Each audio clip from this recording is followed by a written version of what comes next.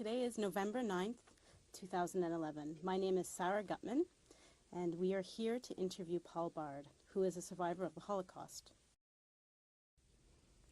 Did you ever see women walking around Auschwitz I? Women who may have been prostitutes?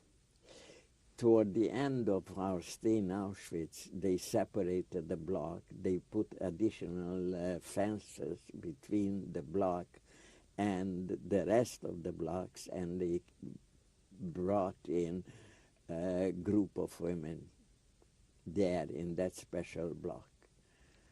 And you could have earned a ticket to visit the block, even if you were a prisoner. If you were a Jew, you had the right to go to the women.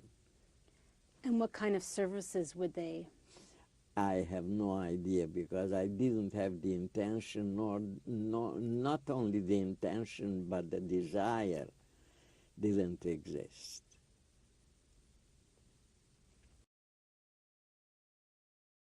But you had a PX. And when you did good work, you got a coupon. And you could go and get some mussels in mustard sauce. You eat in a camp. Mustard sauce. Cigarettes. American cigarettes cost 4 times. Polish cigarettes cost half. Camp cigarettes, homemade, cost less. They had salami. They had bologna. They had silsa.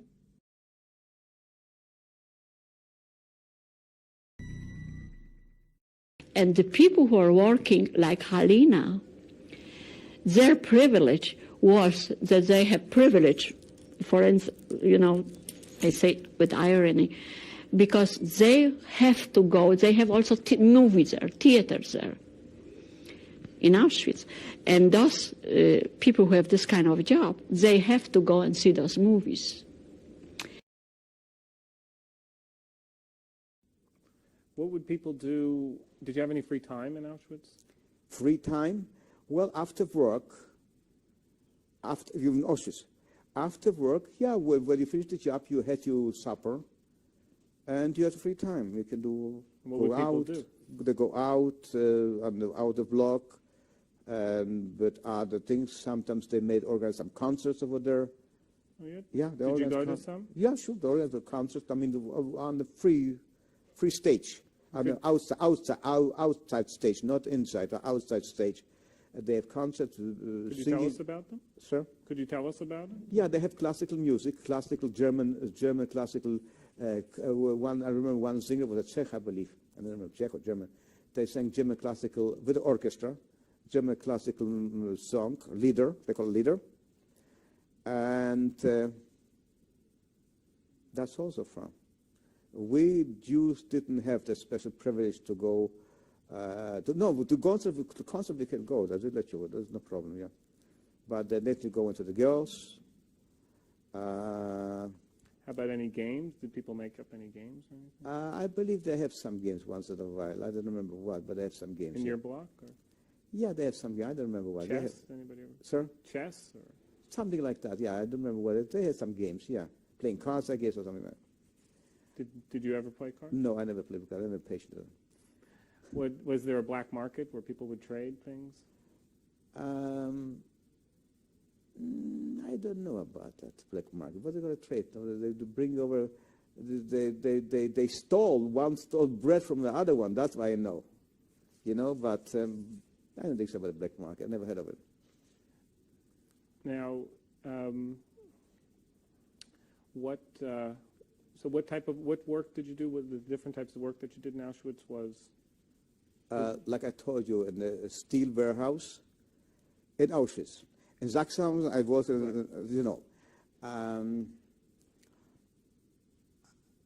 and then after that, I was in steel warehouse, maybe till 1944 or so, and then I went to the fire commando, which is the fire engine commando. So anyway, in Auschwitz was routinely, and matter of fact, every second week it took another group of people, another like a barrack, 200, 300 people. We had to go to see a movie.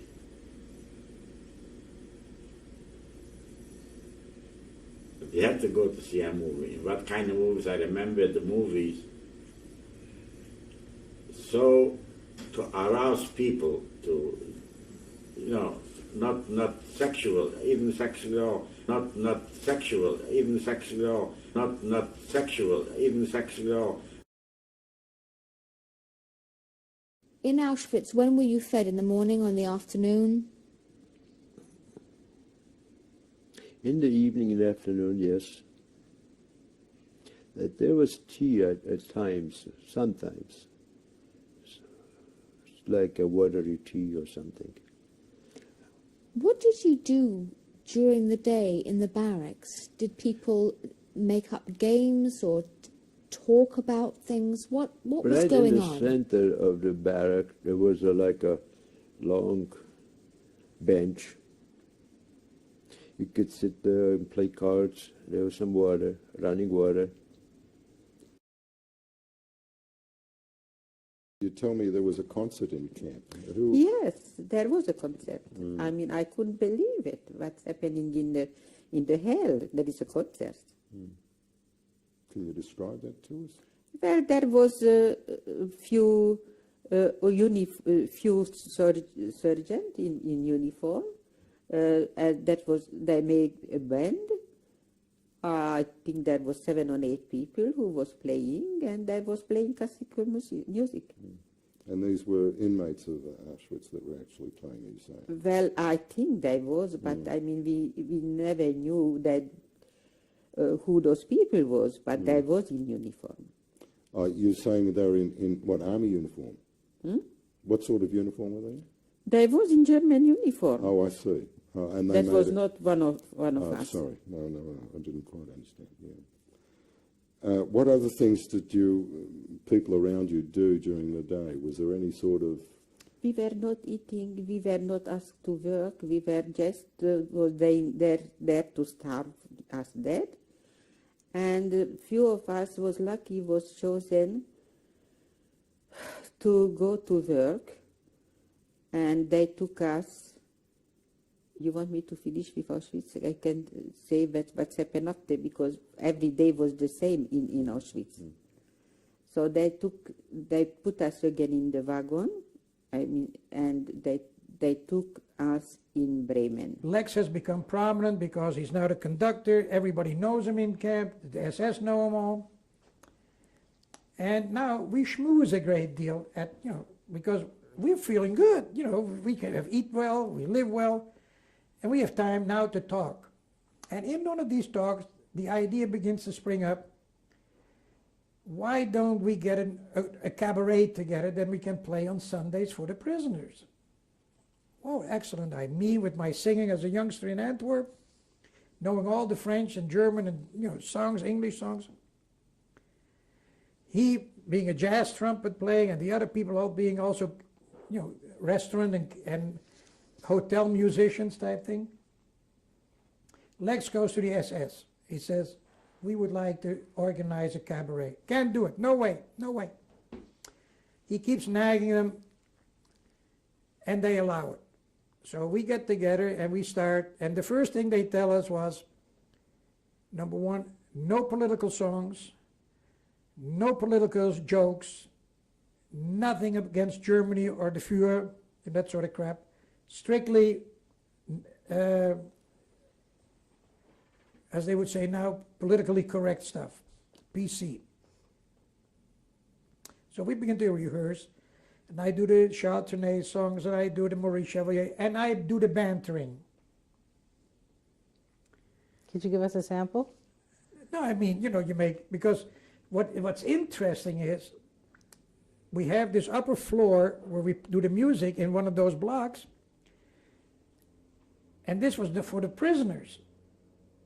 Except that the SS came to listen to it all. They needed the entertainment as badly as anybody else. So the first couple of rows were always for them, and then the prisoners, usually mostly prominent people behind them, and then some smart alecky prisoners who knew a good thing when they saw it, who came then.